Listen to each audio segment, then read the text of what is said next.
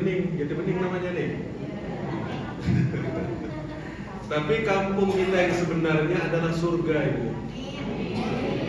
Ya, kampung kita yang sebenarnya adalah surga. Soalnya ayah kita itu orang surga, yaitu Nabi Adam. Nabi Adam itu orang surga, ibu kita juga Siti Hawa orang surga. Jadi kita ini anak keturunan orang surga. Satu hari nanti kita akan dikembalikan Allah kepada kampung kita yang sebenarnya, yaitu surga. Apa buktinya kalau kita orang surga, Bu? Apa buktinya kalau kita ini orang surga?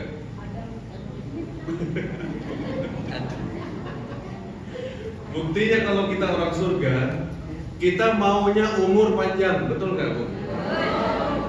Yang udah 50 pingin 60, yang 60 pingin 70, yang 70 pingin 100, betul nggak, Bu? Yang udah 100 pingin 1000, bener nggak? Yang udah 1000 pingin kekal, betul? Itu adanya cuman di surga. Orangnya di sini, tapi wataknya itu watak orang surga, betul? Maka sebenarnya kita ini orang surga. Ibu-ibu mau muda terus, betul nggak, Bu? Iya.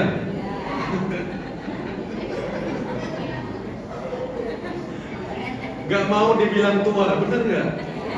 Kalau dibilang tua gimana? Mau marah nggak? Padahal aslinya memang tua. Manusia ini wataknya selalu pingin dibilang muda. Ya. Kenapa demikian? Karena itu watak ahli surga. Watak ahli surga itu muda terus. Tabiat ahli surga itu muda terus dan tidak pernah akan tua. Ya. Makanya orang di dunia ini supaya nggak kelihatan tua, macam-macam perilakunya. Ada yang pakai bedak, ya. Ada yang disulam, macam-macam. Sekarang Ibu, sulam itu bukan hanya kain disulam, bibir disulam, alis disulam. Kita dulu tahunya yang disulam itu cuma kain. Hari ini ternyata bibir juga bisa. Masya Allah, itu bibir, alis juga disulam, macam-macam. Yang nggak punya uang untuk sulam bibir, yang nggak punya uang untuk sulam alis, beli HP. Betul nggak, Bu? Karena HP bisa ngilangin jerawat, bisa ngilangin kerut, ya nggak? Pakai filter. Itu cara. Kenapa? Iya, memang begitu cara orang. Pokoknya bagaimana caranya supaya kelihatannya selalu muda. Tapi secara real, hakikatnya yang sebenarnya itu tidak bisa. Ya, itu tidak bisa. Rambut kalau udah putih ya biarin aja, Bu, ikhlaskan. Ya. Jangan diapa-apain ya, ikhlaskan. Kenapa? Karena kata Nabi, itu uban pada hari kiamat akan bercahaya. Ya, jadi ubannya orang Islam pada hari kiamat itu akan menjadi cahaya sebagai bukti atau sebagai tanda dia itu orang Muslim, orang mukmin. Makanya di akhirat itu orang-orang yang ada ubannya itu akan terlihat bagus dan indah, bercahaya. Ya. Maka jangan ditarik-tarik ubannya, Bu, ya. Biarin aja. Ya. Kemudian kata Nabi begini, orang yang sudah memiliki uban itu adalah orang yang wajib kita hormati. Ya. Orang yang memiliki uban itu adalah orang yang wajib kita hormati. Ada 3 orang yang kata Nabi harus dihormati. 1, ikram dzi syaibatil muslim. 1 kata Nabi menghormati orang muslim yang sudah beruban.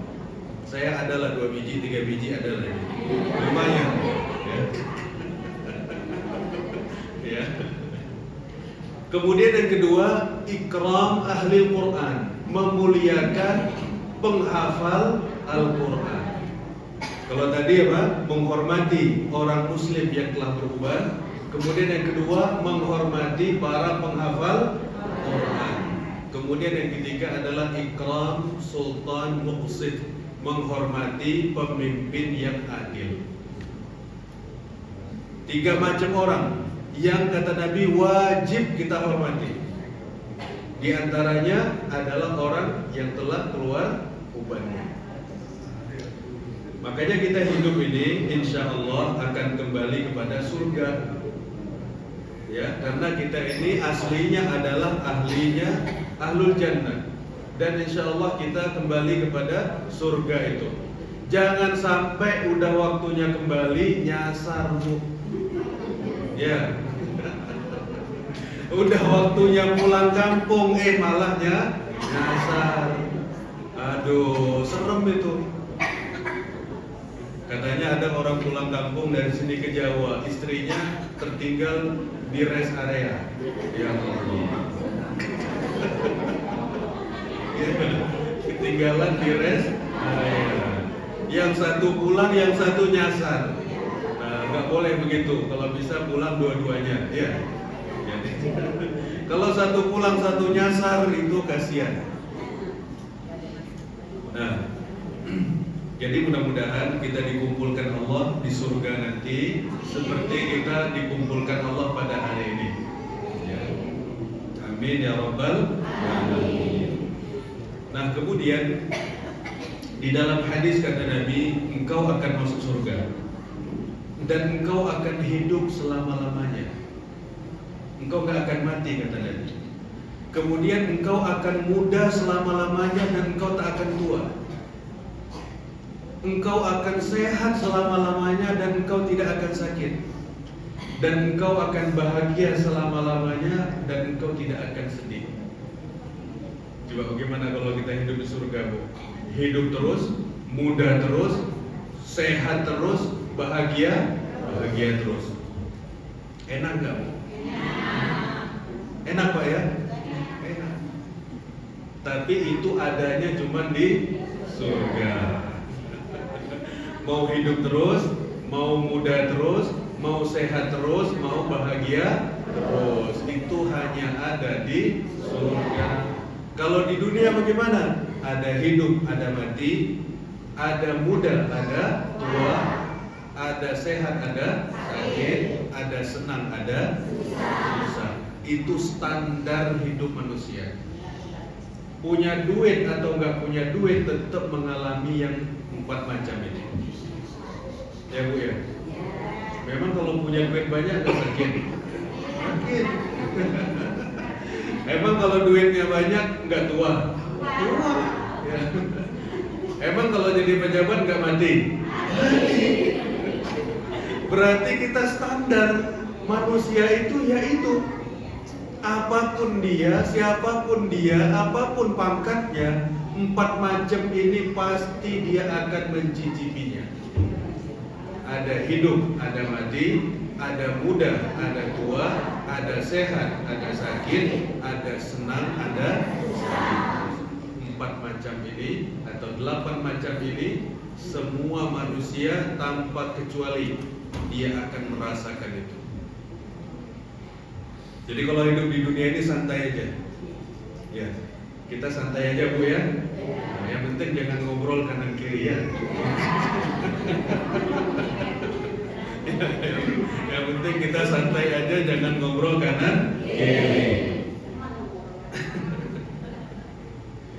Nah, Bapak Ibu sekalian dirahmati Allah Subhanahu wa taala, sebagaimana yang ada di dalam tema undangan, bahwasanya pembicaraan kita pada pagi hari ini mengenai tentang 3 hal yang penting di dalam kehidupan kita. Dan memang karena waktu kita terbatas, maksudnya adalah waktu hidup kita terbatas, maka kita harus mencari-cari mana yang penting, mana yang tidak penting. mana yang manfaat, mana yang tak manfaat. Karena hidup kita ini kurang lebih kayak langganan kuota, Bu. Pernah langganan kuota internet nggak, Bu? Enggak ya? Alhamdulillah. Ada orang langganan kuota 10 giga, ada yang 20 giga, ada yang 60 giga, ada yang 100 giga. Anggaplah itu langganan usia kita kepada Allah. Kita udah pakai berapa? Kalau pulsa kita bisa cek, kita udah pakai berapa, sisa berapa. Kalau sisanya tinggal dikit, jangan akses yang nggak penting, akses yang perlu aja. Kalau perlu yang sifatnya video, gambar itu dinonaktifkan. Akses yang penting-penting aja. Cuman masalahnya umur ini nggak bisa kita ketahui berapa yang udah kita pakai, berapa yang masih tersisa. Itu seramnya. Maka bagaimanapun kita mesti mencari hal-hal yang penting, kemudian yang tak berguna, yang tak penting kita tinggalkan supaya hidup kita benar-benar bermanfaat. Yang pertama adalah al-iman wal amal saleh. Yang pertama adalah iman, kemudian beramal saleh. Dan ini adalah yang pertama dalam hidup. Kita beriman kepada Allah, yakin kepada Allah, tawakal kepada Allah.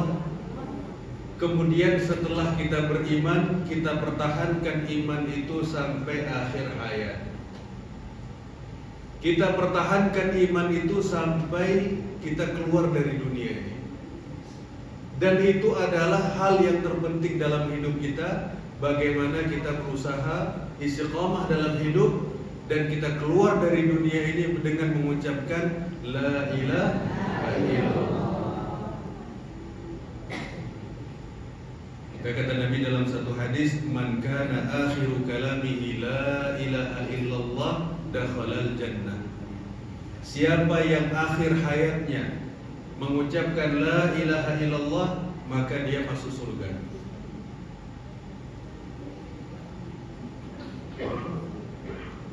Ibu selama hidup ketika melihat orang sekarang, berapa kali melihat orang mengucapkan la ilaha illallah? Pernah gak? Pernah? Gak pernah? Mati gimana? Mati aja.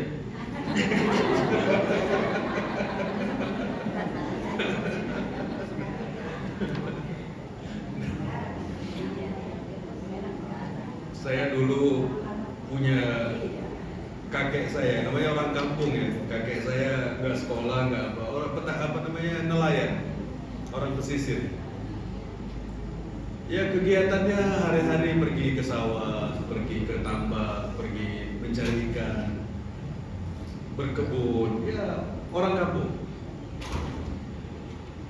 Saya dulu hidup dengan kakek di rumah kakek, tapi di akhir hayat beliau itu saya tinggal di rumah sendiri.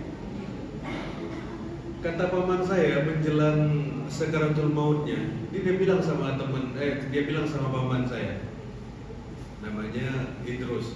Dia bilang, Idrus katanya, kamu di sini aja ya. Aku mau pergi katanya. Mau pergi kemana? Aku mau pergi ikut Muhammad katanya. Aku mau pergi ikut Muhammad itu. Kamu tinggal di sini aja, kamu rawat adik-adik kamu. Pokoknya aku mau ikut Muhammad. Muhammad siapa? Ya Muhammad Nabi kita. Lalu dia bilang asyhadu an la ilaha illallah wa asyhadu anna Muhammadar Rasulullah 3 kali, kemudian wafat. Alhamdulillah. Bukan orang hebat, gak pernah ikut pengajian, tapi itulah Allah kasih hadiah. Mudah-mudahan kita juga dapat hadiah seperti itu. Amin ya rabbal alamin. Pernah waktu ketika saya di Lombok, mungkin sekitar 20 tahun yang lalu, waktu itu saya melihat teman saya yang sedang sakit malaria. Di zaman itu orang-orang kena malaria. Kemudian di rumah sakit umum itu ada orang menghadapi sakaratul maut. Itu yang disebutkan bukan nama Allah atau nama Nabi Muhammad, bukan. Itu buset katanya, buset. Dia bilang buset gitu. Astagfirullahaladzim. Ya, makanya jangan sering-sering bilang buset Bu ya. Jadi kalau ada sesuatu yang kagum bilang masya Allah, alhamdulillah. Jangan bilang buset, nanti kebawa sakaratul maut bilangnya apa? Buset. Makanya, jadi harus membiasakan diri hari-hari mengucapkan kalimat thayyibah, kalimat yang baik. Masya Allah, subhanallah, Allahu Akbar, ya. Harus dibiasakan begitu. Takut nanti keluarnya lain lagi. Nah, kita lihat bahwasanya dengan iman dan amal soleh, manusia itu akan diberikan kehidupan yang bahagia. Jadi kita hidup bahagia di dunia ini tidak selalu harus pakai uang. Benar nggak Bu? Benar nih, serius. Jadi bahagia itu nggak mesti harus duitnya banyak.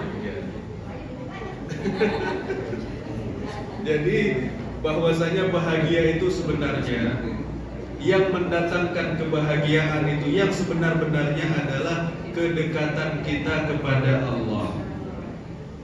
Semakin dekat kita kepada Allah, maka semakin bahagia kita. Semakin jauh kita dari Allah, maka semakin sengsara hidup kita. Jangan ibu kira kalau orang mobilnya banyak itu bahagia. Belum tentu. Belum. Jangan dikira kalau rumahnya gede begitu, lebar, luas, banyak, jangan dikira mudah bahagia. Betul nggak? Belum. Belum tentu. Ya. Syukur-syukur udah mobilnya banyak, rumahnya besar, orangnya soleh dan soleha. Masya Allah, itu luar biasa itu. Itu rezeki dari Allah, nggak boleh iri. Ya, nggak boleh apa? Nggak boleh iri. Tapi pada dasarnya kita meyakini bahwasanya yang membuat manusia bahagia itu adalah kedekatannya kepada Allah. Jadi upayakan kedekatan kita kepada Allah inilah yang kita usahakan sehari-hari. Dengan sering menyebut asma Allah, dengan sering menyebutkan berselawat kepada Nabi, beristighfar, itulah yang sebenarnya yang membuat kita itu bahagia. Makanya kadang-kadang kalau terasa dalam hati gelisah, takut, was-was, masa depan, anak-anak, pekerjaan, rezeki dan lain sebagainya, itu nggak ada cara lain kecuali kita dekat kepada Allah. Maka bisa kita lihat di dalam surat An-Nahl ayat 97. Surat An-Nahl ayat 97. A'udzubillahi minasyaitonirrajim. Bismillahirrahmanirrahim. Man 'amila shalihan min dzakarin aw untha wa huwa mu'min falanuhyiyannahu hayatan thayyibah. Siapa saja yang beramal soleh, baik laki-laki atau perempuan, maka pasti akan kami berikan kepada dia kehidupan yang baik. Di dunia diberikan Allah kehidupan yang baik, kehidupan yang sejahtera, hatinya bahagia, anak-anaknya soleh, anak-anaknya melaksanakan sholat 5 waktu, kemudian anak-anaknya menutup aurat, berbakti kepada kedua orang tua, itu sangat bahagia, betul nggak Bu? Ya, makanya orang zaman sekarang ini macam-macam tingkahnya, ya. Apalagi yang joget-joget di depan HP itu, ya Allah. Itu makin lama makin banyak orang model kayak gitu. Ibu-ibu jangan kayak gitu ya.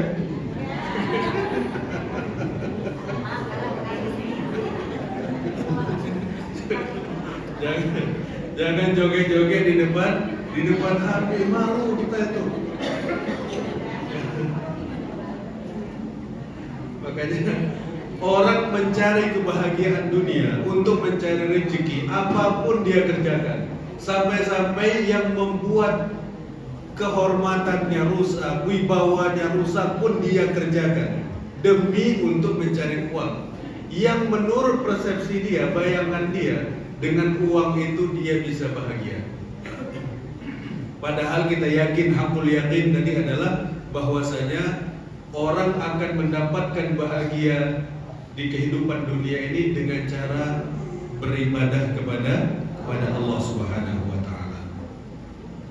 Maka ibu-ibu jemaah sekalian dirahmati Allah, Bapak Ibu, kita yakini bahwasanya orang yang baik ibadahnya adalah orang yang paling berbahagia. Makanya kita lihat Rasulullah itu hidupnya sederhana, tapi beliau adalah orang yang paling bahagia di dunia ini. Tidak ada manusia yang lebih bahagia hidupnya melebihi daripada Rasulullah. Dan kalau kita lihat, kehidupannya sederhana. Bukan miskin, tapi sengaja memilih hidup sederhana. Rasulullah itu kaya, Bu. Ya. Rasulullah itu memberi mahar kepada Khadijah itu 30 ekor onta. Mahar pernikahannya 30 ekor. Bukan ekornya aja, ontanya juga. Jadi 30 ekor onta. Kalau seekor itu harganya 30 juta misalnya, berarti sudah berapa? 900 Pak ya? 900 juta mahar Rasulullah menikah. Ya. Kalau orang sekarang bagaimana, Bu? Paling seperangkat alat sholat. Ya. Cuman seperangkat alat sholat. Sekarang ini orang kalau nikah maharnya 900 juta, kira-kira bagaimana? Hah? Kira-kira ini pernikahan yang sangat mewah begitu Pak ya? Dan begitulah Rasulullah menikah. Ya. Tapi tetap saja Rasulullah mengatakan wanita yang paling baik atau wanita yang paling banyak berkahnya adalah wanita yang paling mudah maharnya. Bukan murah Bu ya, mudah. Mudah ini relatif Pak. Kalau pengusaha diminta maharnya satu rumah, mudah itu. Ya. Kalau dia punya dealer mobil, minta satu mobil maharnya, mudah, saya punya 100 katanya, ambil satu. Tapi kalau untuk mahasiswa ya 3 gram lah. Ya kan tergantung Bu ya. Kan kata Nabi, wanita yang paling banyak berkahnya adalah yang paling mudah maharnya.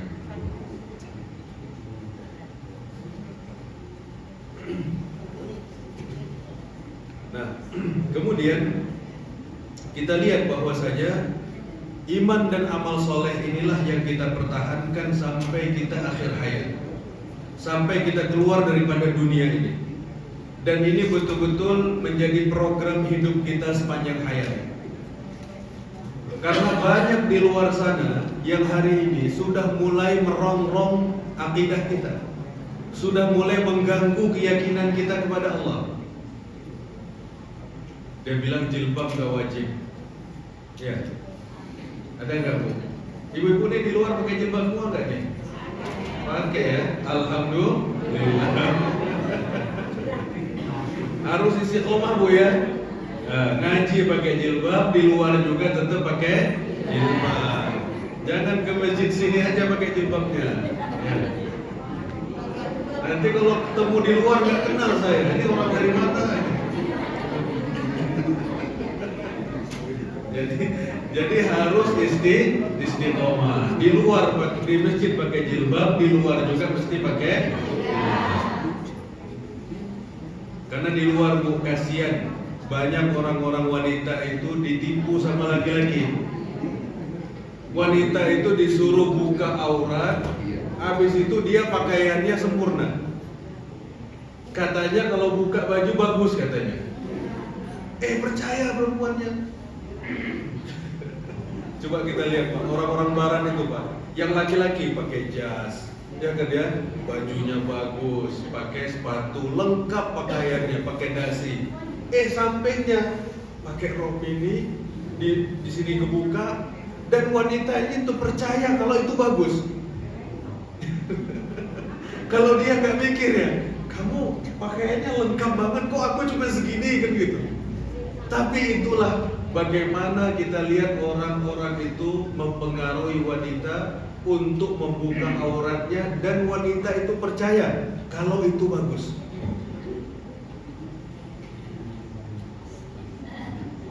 Harusnya wanita itu bilang, kamu juga pakai kayak saya dong katanya. Akhirnya laki-laki pakai celana puntung, pakai apa namanya, singlet dalam, kaos dalam. Coba itu. Tapi sayangnya wanita ditipu dan percaya kalau membuka pakaian itu bagus. Ini subuhat ini Pak, keraguan-raguan yang dimunculkan orang ke dalam agama kita, dan orang percaya. Maka ibu hati-hati kalau punya anak gadis ya.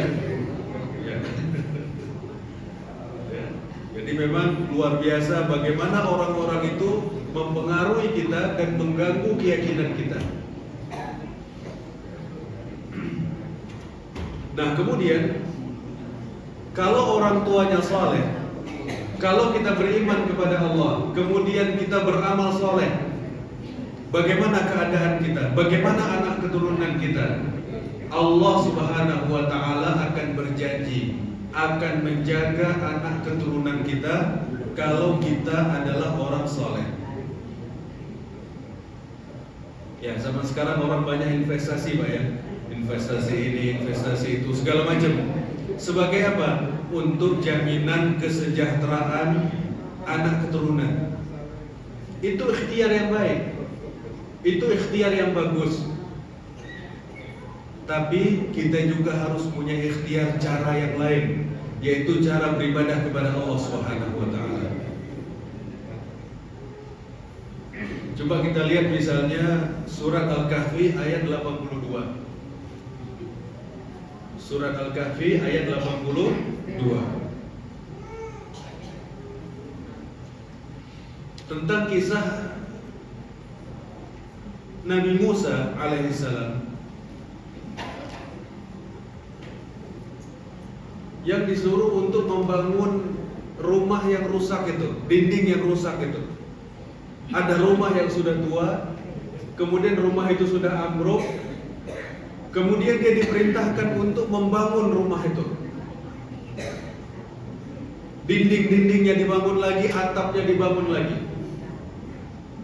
Ketika ditanya kenapa? Wa ammal jidar, kata Nabi Khidir, wa ammal jidar fakana li ghulamaini yatimaini fil Madinah. Rumah ini adalah milik dua orang anak yatim yang ada di kota ini. Wa kana tahtahu kanzun lahuma. Dan di bawah rumah ini ada harta yang ditinggalkan oleh ayah daripada anak yatim ini untuk bekal hidup sang anak yatim.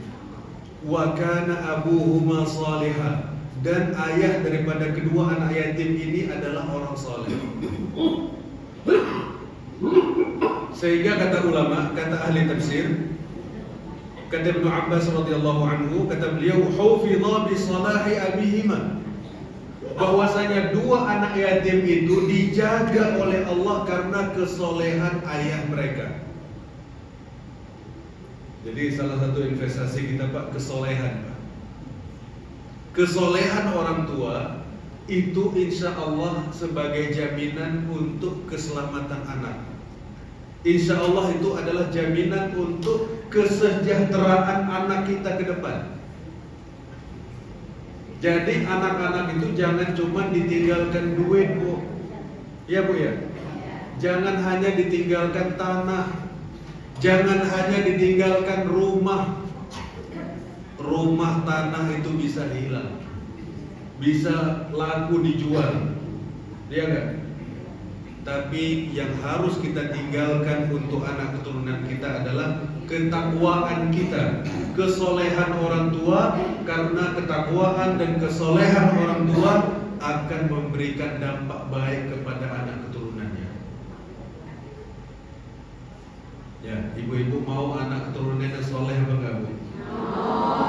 Mau anak keturunannya dijaga Allah tidak?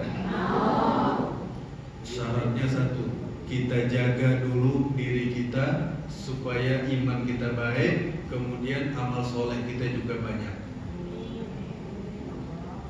Allah akan menjaga kita dan anak keturunan kita karena amal soleh yang dikerjakan oleh kita. Ini investasi, Bu. Ini harta yang berharga yang kita tinggalkan untuk kehidupan anak keturunan kita. Saya kadang-kadang sering bilang gini, Pak, kita ini sekarang nih, di antara bapak-bapak, ibu-ibu, kan ada yang mengurus masjid, ada yang mengurus majelis taklim, kan begitu, Pak, ya? Itu kalau kita tanya-tanya, itu pasti ayahnya orang soleh dulunya. Itu pasti atau mbahnya atau neneknya atau kakeknya juga orang soleh. Oh, dulu kakek saya ngurus masjid, oh dulu kakek saya ngurus ini, oh ayah saya dulu majelis taklim, oh bapak saya dulu juga yang menginisiasi pembangunan masjid. Kita ini sekarang menikmati kesolehan orang tua kita. Betul nggak, Bu? Saya yakin ibu-ibu ini orang tuanya soleh-soleha semua. Amin ya rabbal alamin. Sekarang ini kita menikmati hasil daripada kesolehan orang tua kita. Namun pertanyaannya, kira-kira anak keturunan kita akan menikmati kesolehan kita atau tidak? Insya Allah. Makanya harus rajin ngaji, ya Bu ya. Hari apa ini Ustaz? Hari Ahad ya. Hari Ahad datang terus, tapi jangan ngobrol. Tapi jangan apa? Ngobrol, apalagi ngantuk. Dikira orang nangis, ternyata wah, tes. Dikira orang nangis, rupanya lain. Ya Allah, saking khusyuknya itu.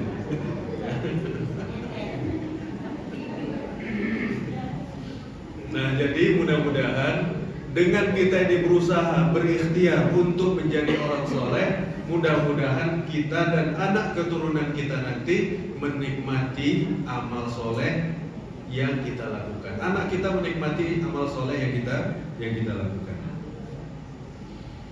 Nah, di dalam Al-Quran surat An-Nisa surat 4 ayat 9, di sana Allah Subhanahu wa taala mengingatkan kita orang tua.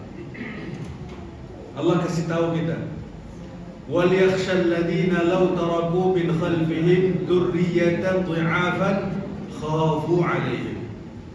Kata Allah, hendaklah engkau hati-hati, hendaklah engkau waspada kalau meninggalkan anak keturunan di belakang kita, dhi'afan, anak-anak yang lemah, dhaif, khafu 'alaihim, dan kita khawatir dengan mereka.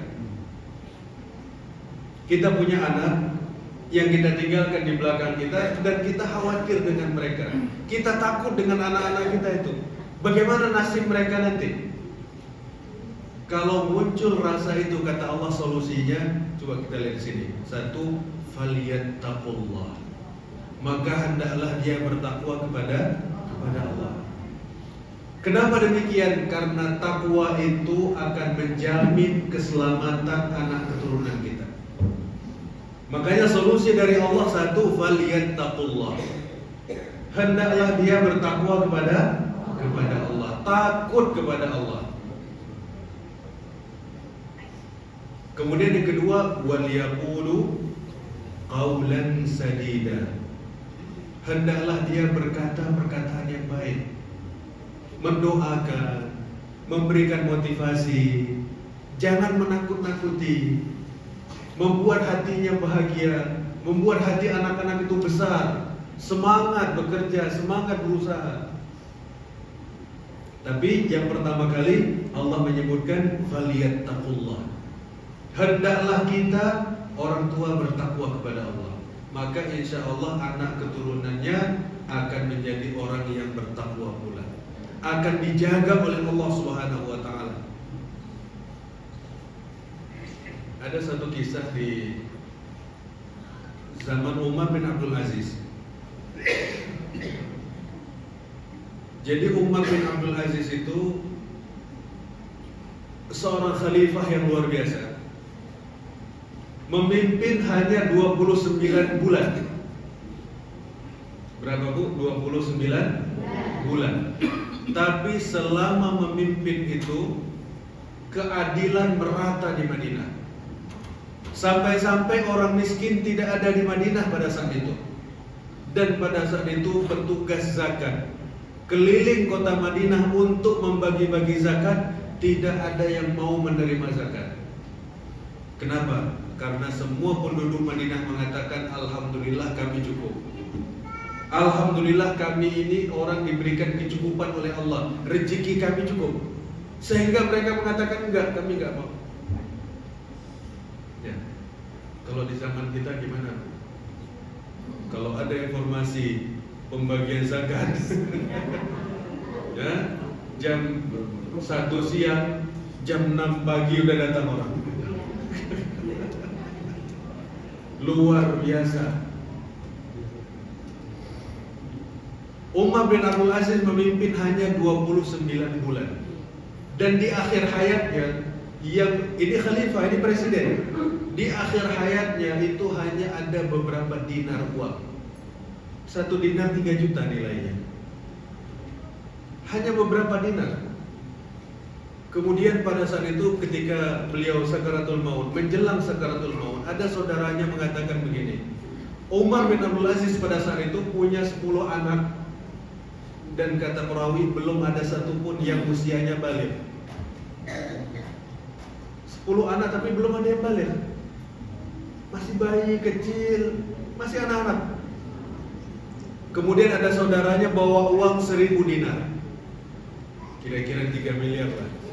Dia bawa uang 1000 dinar. Lalu pada saat itu dikatakan kepada Umar bin Abdul Aziz, wahai Umar, coba uang ini kamu wasiatkan untuk anak keturunanmu. Kata Umar bin Abdul Aziz apa? Kembalikan uang itu ke Baitul Mal, jangan. Lalu sahabat itu mengatakan, ini bukan uang Baitul Mal, ini uang pribadi saya kasih itu kamu. Kemudian kata Umar apa? Saya nggak perlu. Terus anak-anak kamu ini gimana? Kata Umar begini, kalau anak-anak saya adalah anak yang soleh, maka Allah pasti akan menjaga mereka. Allah pasti tidak akan membuat mereka terlantar. Itu Bu, keyakinan kita Bu. Kalau anak kita soleh, insya Allah Allah akan menjaga anak keturunan kita, dan Allah tidak akan membuat mereka terlantar. Tapi kalau mereka orang jahat, saya tidak rela 1 perak pun uang saya dipakai untuk maksiat kepada Allah. Uang yang saya cari dari hari ke hari saya kumpulkan, kata beliau, saya tidak rela sedikit pun dipakai untuk maksiat kepada Allah. Apa kata perawi yang menyaksikan peristiwa ini Pak? Setelah sekian lama Umar bin Abdul Aziz itu setelah meninggal, anak-anaknya dewasa, anak-anaknya besar. Kemudian kata salah seorang perawi, aku melihat anak-anak Umar bin Abdul Aziz itu bersedekah dengan 100 ekor kuda untuk jihad fisabilillah. Sedangkan anaknya khalifah yang lain itu mereka mengemis-ngemis di pasar. Coba kita lihat betapa orang tua yang soleh, anaknya dijaga Allah dan rezekinya pun dijamin oleh Allah. Mau begitu gak Bu? Mau. Nah, syaratnya satu, kita harus jadi orang soleh. Apalagi ibu-ibu udah punya suami namanya soleh.